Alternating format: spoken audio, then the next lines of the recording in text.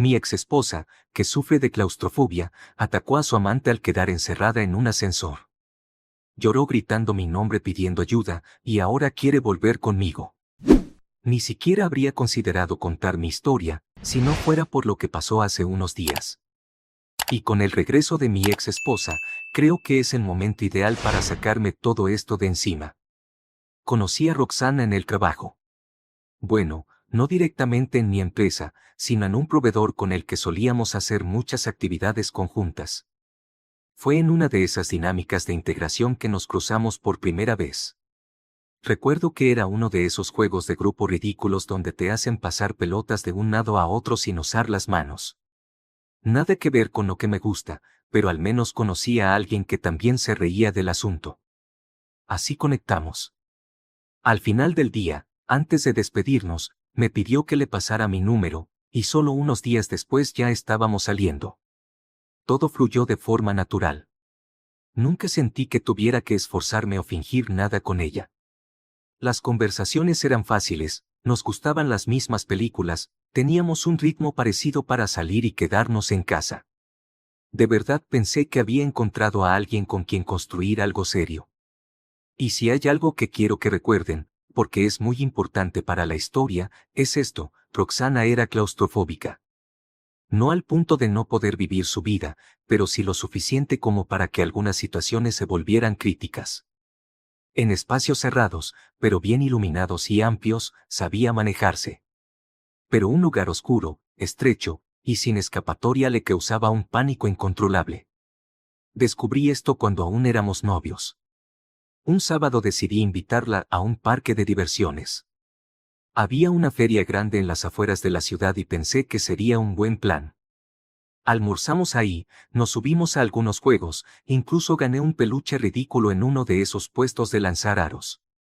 Todo iba perfecto hasta que pasamos frente a la casa del terror. Yo fui el que insistió en entrar. Ella dudó, pero terminó diciendo que sí. Supongo que lo hizo para no arruinar el día. Pero no habíamos dado ni 10 pasos dentro del lugar cuando algo cambió. Pensé que se había asustado con algún efecto, pero no. Se quedó paralizada. Estaba temblando, respiraba entrecortado, y cuando intenté hablarle, noté que sus ojos no se enfocaban bien. Entró en pánico. De verdad. Empezó a hiperventilar, se agarraba el pecho, susurraba algo como no puedo, no puedo. En ese momento, me salió a actuar por instinto. La abracé, fuerte, apretándola contra mí, y puse su cabeza en mi pecho. Le hablé en voz baja, despacio, con la mayor calma que pude. Le dije que todo estaba bien, que yo estaba ahí, que no tenía que tener miedo, que se enfocara solo en mi voz, que cerrara los ojos. Que respirara conmigo. Inhalamos. Exhalamos. Una y otra vez. Ella se apretaba a mí como si la fuera la vida en ello. Yo no me moví. No traté de sacarla a la fuerza. Solo la sostuve. Después de unos minutos, la guié hacia la salida sin soltarla ni un segundo. Ni siquiera recuerdo si vimos algo más de la casa del terror. Para mí, en ese momento, ella era lo único que importaba. Cuando salimos, se sentó en una banca con la cabeza entre las piernas. Me pidió disculpas una y otra vez. Le dije que no tenía por qué. Y fue ahí cuando me contó sobre su claustrofobia. Que le daba vergüenza, que no le gustaba hablar del tema, que en su familia nadie lo tomaba en serio. Yo le respondí que no tenía nada de qué avergonzarse. No me molestaba en lo más mínimo. A partir de ese día, fue un tema que tratamos con naturalidad. Si había un lugar que no le gustaba, buscábamos una alternativa. Si era un edificio con ascensor, subíamos por las escaleras y eran pocos pisos. En espacios donde sentía que podía llegar a tener un ataque, ella me tomaba la mano con fuerza. Y yo ya sabía qué hacer. Durante los 5 años que estuvimos casados, Roxana tuvo algunos episodios parecidos, pero nunca tan fuertes como aquel primero. Y en todos, sin excepción, logré calmarla. Con el tiempo aprendí a anticiparme. Le bastaba escucharme decir, estoy aquí, todo está bien, y eso la hacía sentir segura. Por eso, todo lo que pasó después me pegó tan fuerte. Su infidelidad me cayó de la nada. No hubo cambios de actitud. No hubo discusiones. No se volvió distante. Seguía usando su celular con la misma normalidad de siempre. No llegaba tarde a casa, ni inventaba reuniones. Yo no tenía ni una sola sospecha. Otra cosa importante, yo vengo de una familia grande. Cuando hacemos reuniones, sobre todo en cumpleaños o feriados, la casa de mis padres se llena. A veces íbamos juntos, otras no. Roxana siempre decía que no sabía ni quién era quién, que se mareaba con tantos nombres. Lo comento porque fue uno de mis primos el que terminó abriéndome los ojos. Iván, mi primo, trabaja como recepcionista en un edificio de departamentos en una zona bastante buena. Un día, sin aviso previo, me manda un mensaje con una foto y solo me puso: ¿acaso no es esa Roxana? Abrí la imagen. Y sí. Era ella. Claramente. Estaba entrando al edificio, bien agarrada del brazo de un tipo que no reconocía. No era un gesto casual. Era un abrazo de pareja. De confianza. Y lo peor, eran las 4 de la tarde. Roxana debería estar en el trabajo. Le respondí de inmediato, y me dijo que el tipo vivía ahí, pero que era la primera vez que veía a Roxana.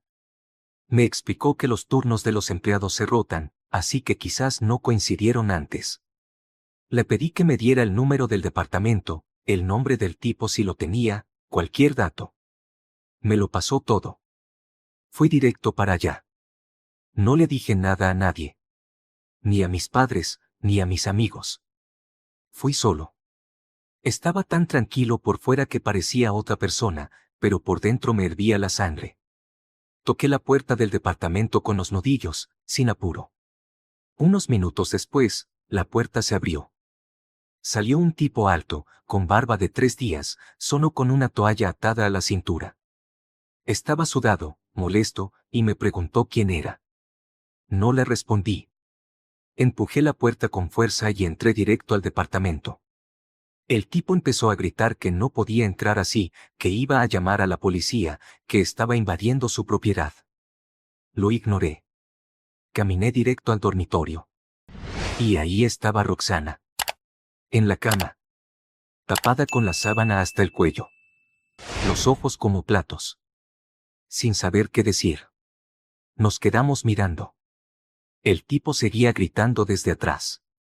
No lo soporté más. Me di vuelta, lo encaré, y le metí un puñetazo en la cara. No fue un gran golpe, pero sí suficiente para callarlo. Le grité que cerrara la boca, que esa mujer era mi esposa. Su expresión cambió. Supongo que no sabía. O sí, y le dio igual. No me importaba en ese momento. No me quedé a discutir. No le pedí explicaciones a Roxana. No quise escuchar ninguna mentira. Me di media vuelta y salí de ese departamento con el corazón en ruinas. Esa noche no regresé a casa. No tenía ganas de verla, ni de escucharla, ni mucho menos de dormir bajo el mismo techo. Me sentía completamente perdido. Como si alguien hubiera arrancado algo de mí, y en su lugar hubiera dejado un hueco imposible de llenar. Al final, terminé quedándome en casa de un amigo. Me recibió sin hacer preguntas, solo me ofreció una cerveza y me dejó espacio. Al día siguiente, apenas amaneció, llamé a un abogado. Le expliqué todo sin entrar en detalles. Solo quería iniciar el divorcio. Lo antes posible.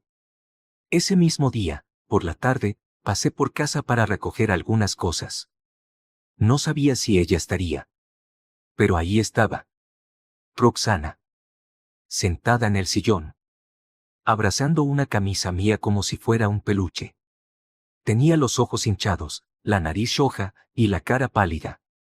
Fue, sin duda, una de las escenas más patéticas que presencié en mi vida. No sé si intentaba que creyera que yo era importante para ella, o que me extrañaba, o que estaba rota de dolor. Pero para mí no fue más que una actuación triste. Vacía. Inútil. Quizá en otro momento, en otra vida, me habría conmovido. Pero no después de encontrarla en la cama con otro. Roxana lloró, se arrodilló frente a mí, me suplicó que la escuchara. Me pidió perdón. Dijo que había cometido un error, que lo podía solucionar. Que conocía a un gran terapeuta de parejas y que incluso ya había sacado una cita para los dos. Que no había pasado mucho, que fue una crisis, que le habían dicho que tal vez tenía un desorden de personalidad, pero que eso tenía solución. Yo no dije nada durante varios minutos. Solo la observaba. Era como ver a una actriz ensayando mal su papel. Finalmente, le respondí que ya había iniciado el proceso de divorcio. Que no pensaba quedarme más tiempo ahí. Tomé lo que fui a buscar y me fui. A su favor puedo decir que no complicó demasiado las cosas. No pidió más de lo justo, no peleó por la casa, no bloqueó trámites. Es triste que uno tenga que agradecer eso, como si fuera un favor. Como si no fuera lo mínimo esperable de parte de un infiel. El daño ya estaba hecho. Nos divorciamos después de casi 5 años de matrimonio. Dividimos lo que teníamos de forma equitativa. No teníamos hijos, lo cual facilitó todo. Al final, cada uno siguió con su vida. O eso creí. Poco tiempo después, mi primo Iván, el mismo que me había mandado la foto que destapó todo, me comentó que ella seguía yendo al edificio. Con frecuencia. Que entraba con el mismo tipo. Ya no se escondían. Ella saludaba al pasar. Sonreía. Como si nada hubiera pasado. Como si yo nunca hubiera existido. Ahí quedaron sus lágrimas. Sus pedidos de perdón. Su supuesto diagnóstico. Su desesperación por salvar nuestro matrimonio. Al final, se quedó con su amante. No me sorprendió. Pero me dolió. No porque quisiera volver con ella, sino porque se notaba que todo había sido mentira. Me usó hasta que encontró algo más. Le dije a Iván que ya no quería saber nada más de ella. Que no me mandara más fotos. Que no me contara nada. Que la borrara de nuestras conversaciones. Y así fue durante los siguientes 8 meses. Hasta la semana pasada. Iván me escribió un mensaje bastante críptico. Decía. Pasó algo en el edificio. Capaz te interesa saberlo. Le pregunté qué había pasado. Me dijo que uno de los ascensores del edificio venía presentando fallas menores. Cosas como detenerse un poco entre pisos, cerrar las puertas muy lento o hacer ruidos raros. El mantenimiento estaba programado para esa misma semana. Nada grave, según la administración. Pero igual estaban atentos. Días atrás, Iván estaba en recepción cuando vio entrar a Roxana con su nuevo novio. Sí, su amante. Aunque ya no sé si llamarlo así. Supongo que se volvieron pareja formal después de mi divorcio. Ella se veía bien. Tranquila y relajada. Iban al 8º piso, el departamento del tipo. Según Iván, todo parecía normal. Hasta que, apenas unos instantes después, se escuchó un ruido extraño. Como un crujido metálico. Luego, un golpe seco. Y después, silencio. Solo por unos segundos. Porque enseguida empezaron los gritos. Primero se activó el teléfono de emergencia del ascensor. Una voz masculina, la del amante, explicaba que estaban atrapados, que el ascensor se había detenido entre pisos. Iván respondió desde recepción y les pidió calma. Les dijo que ya estaba llamando a los técnicos y también a los bomberos por protocolo. Pero lo que siguió fue un caos absoluto. Iván empezó a escuchar gritos. Gritos reales. Gritos de pánico. De desesperación. Eran de Roxana. Aullidos, golpes contra las paredes del ascensor, el sonido del panel siendo pateado, puños golpeando la puerta metálica. Ella gritaba, chillaba, lloraba, pedía que la sacaran. En un momento, se escuchó al tipo también gritar, cálmate, por favor. Y luego un quejido, como si lo hubieran golpeado. El escándalo fue tan fuerte que varios vecinos salieron de sus departamentos, asustados. Algunos pensaron que había un incendio o un asalto. Iván tuvo que calmar a varias personas mientras hablaba por teléfono con el personal de mantenimiento y les explicaba la situación. Los bomberos llegaron casi media hora después. El ascensor estaba detenido entre el segundo y el tercer piso. Cuando abrieron la puerta, lo que encontraron adentro dejó a todos sin palabras. Iván me contó que no podía creer lo que vio. Y no solo me lo contó. Me mandó el video. Lo sacó directamente de las cámaras de seguridad del ascensor. En ese punto, mi curiosidad fue más fuerte que mis ganas de no saber nada más de ella. No voy a mentir. No sé si fue morbo o otra cosa. El punto es que abrí el video. La grabación empezaba desde el momento en que Roxana y su amante entraban al ascensor. La imagen era nítida. El tipo hablaba tranquilamente, con ese aire sobrado de quien se cree en control de todo. Roxana, en cambio, como tantas veces antes, se pegó a una de las paredes del ascensor y cerró los ojos. Tenía las manos firmemente aferradas al asidero metálico. Y entonces, el ascensor dio una sacudida brusca. El sonido del golpe fue seco, metálico. La cabina se detuvo de golpe. En esos primeros instantes, el único que se movía era el amante. Caminaba de un lado a otro, tocaba los botones sin orden, hasta que presionó el de emergencia. Roxana, mientras tanto, seguía inmóvil. Los ojos completamente abiertos, respirando de forma entrecortada. Parecía paralizada por completo. El tipo habló por el intercomunicador con recepción. Le explicó que estaban atrapados. Mi primo les dijo que llamaría a los técnicos y a los bomberos, que por favor tuvieran paciencia. Les pidió que se mantuvieran tranquilos. Fue entonces cuando Roxana se quebró. Pasó de estar inmóvil a golpear la puerta con una fuerza que no parecía humana. Gritaba que la dejaran salir, que no podía respirar, que se iba a morir. Los puños se tumbaban contra la chapa del ascensor una y otra vez. Lloraba, suplicaba, se tambaleaba. Estuvo varios minutos así.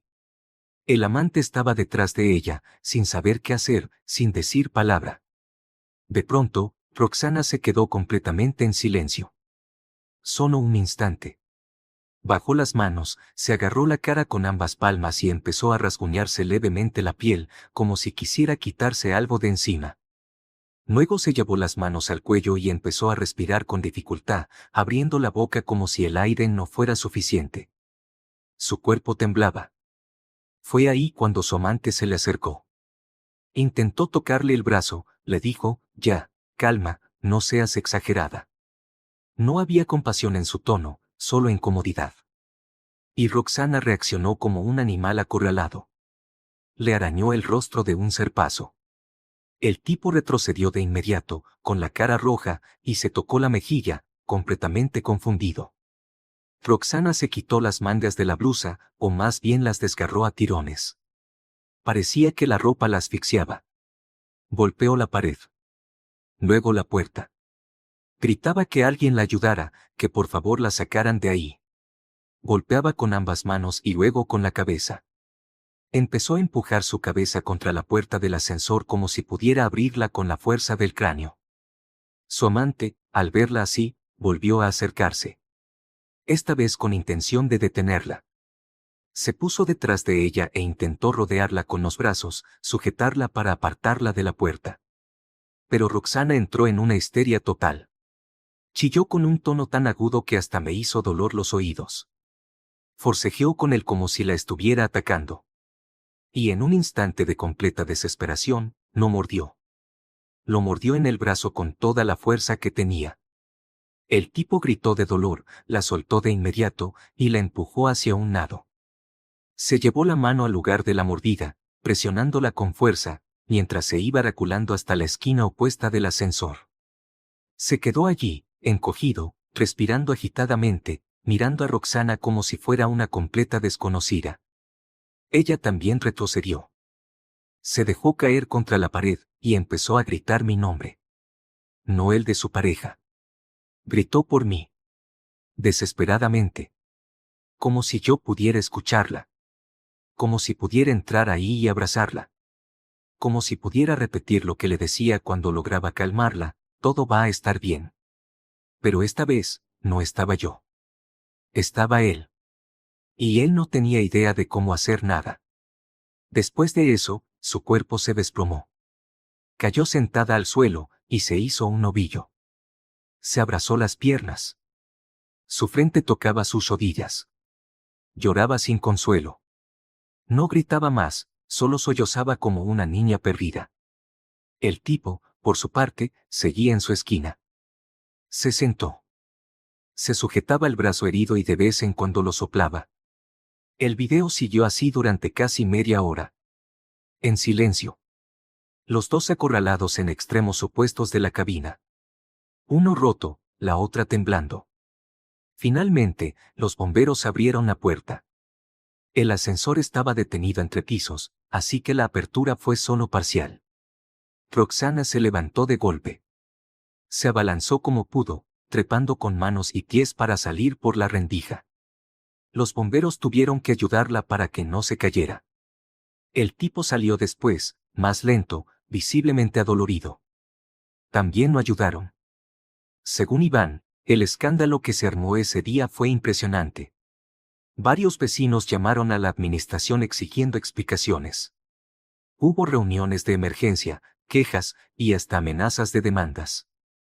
Roxana misma dijo que iba a denunciar al edificio por ponerle una trampa mortal. Pero desde entonces, no la volvieron a ver por ahí. Y eso nos lleva a hoy. Solo unas horas atrás. Lo que finalmente me impulsó a escribir todo esto. Han pasado 5 días desde el incidente del ascensor. Y hoy, Roxana tocó mi puerta. Me costó un par de segundos reconocerla. Tenía ojeras marcadas, y estaba muy desmejorada. Su voz era suave, apagada. Me dijo que necesitaba hablar conmigo. Que había cometido un error, que lo entendía ahora. Que conmigo siempre se sintió segura. Que estaba dispuesta a todo con tal de que le escuchara. Yo solo la miré a los ojos y le dije que no y le cerré la puerta. Insistió un rato más. Golpeó, y rogó. Pero no le abrí. Y aunque no quiero burlarme de las personas que sufren claustrofobia, tengo que decirlo, me alegra lo que le pasó a Roxana. Espero que cada vez que suba a un ascensor, lo recuerde.